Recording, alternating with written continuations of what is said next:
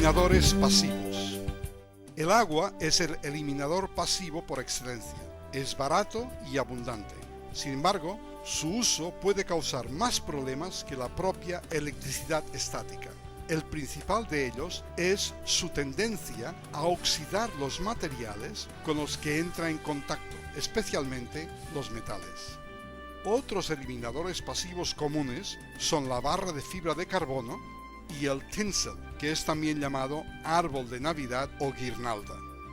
Durante el estudio de los eliminadores activos, usamos el dispositivo de punta y placa para explicar la generación de iones para fines de neutralización de cargas estáticas.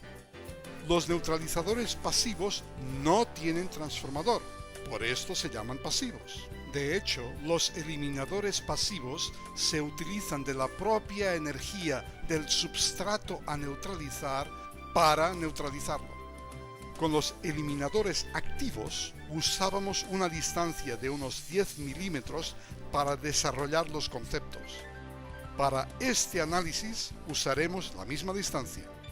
En nuestro análisis del comportamiento del oxígeno en su interacción con el dispositivo de punta y placa, verificamos lo que sucedía a 50 volts, 1000 volts, viendo que la formación de iones positivos de oxígeno tenía lugar cuando la tensión en la punta llegaba a más o menos 4000 volts positivos, formándose iones negativos a una tensión negativa similar.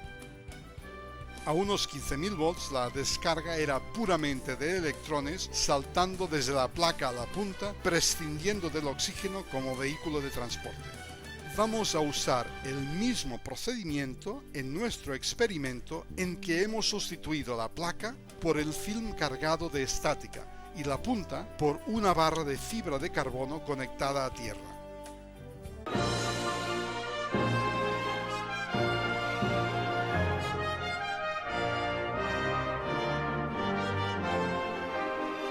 Como el capitán Jean-Luc Picard todavía está en Marte, o quizá está en la Luna, no lo sabemos con certeza, seguimos usando su microscopio neutrínico interestelar portátil para observar los átomos de oxígeno en todos sus detalles. ¿Qué sucede cuando tenemos un film cargado con 50 volts? El magnífico microscopio neutrínico interestelar portátil del capitán Picard no reporta nada, absolutamente nada.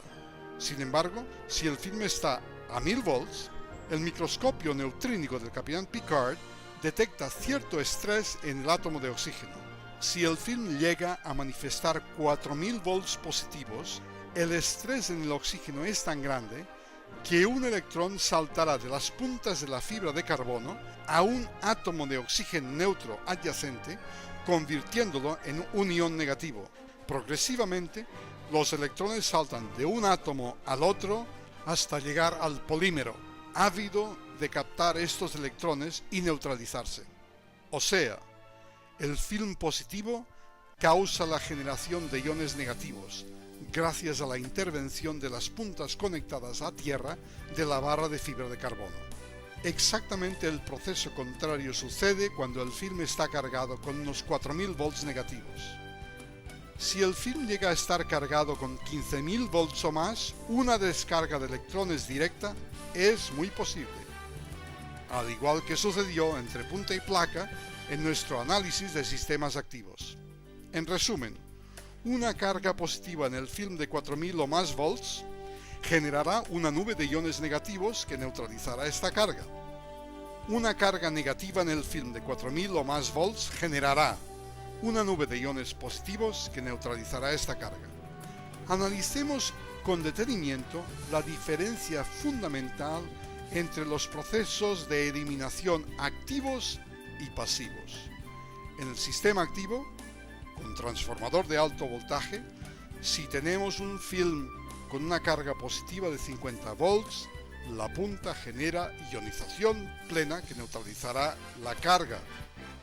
En el sistema pasivo, sin transformador, con una barra de fibra de carbono, una carga positiva de 50 volts en el film no causará generación de ionización.